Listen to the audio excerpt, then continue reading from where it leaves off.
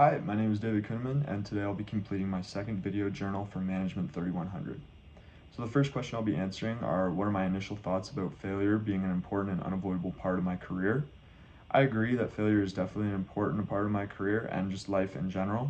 I think it teaches us many different life skills and traits, such as perseverance and persistence. When we're told no or rejected from a situation, it's easy for us to feel discouraged and not want to try something again. But when we persevere, I think that the results can completely change. If as long as you keep trying, you can have a completely different result. I think that's very important in every aspect of life. I also think that rejection can be flipped into a good thing. If something wasn't meant to be, or maybe it was the wrong opportunity for us, we can still gain experience in the steps that we took leading up to that failure. We can reflect on what happened and possibly change the things that we did in order to get a different result the next time we try to do something. The second question I'll be answering is, which video resonated with me the most and why in this unit? I picked Jia Zhang's 100 Days of Rejection because I related mostly to how he talked about having two sides of himself, the one that wants to achieve this massive goal in his life and the other that is scared of being rejected. I definitely have felt this in my life when I'm handing out resumes and trying to get a new job. This summer, actually, I've been trying to get an internship, and it's very hard to apply to like 30 different places and always hearing the same, like, we're sorry, but we're going to go a different direction. It can be very hard to keep going, for sure. But I found it very interesting how he talked about rejection therapy, which was from that Canadian creator. 30 days of recording himself being rejected and then reflecting on why he hates that rejection so much and how he could change was very interesting to me. I found it very interesting when he talked about the first day going up to somebody and asking for $100, and when he reviewed the video that he recorded, he was like, why am I running away? Like, this guy isn't very scary.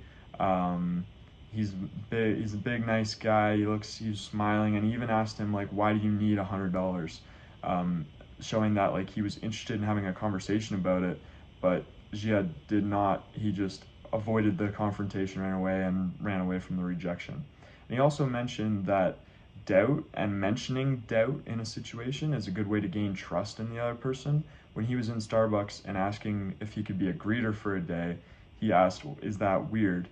Kind of signaling to the Starbucks employee that, like, he understood that that was a weird and different thing, but and that kind of made the Starbucks employee feel like, okay, this guy is like, he knows what he's talking about, like, he's just asking a simple question and it doesn't need to be a big rejection, whatever.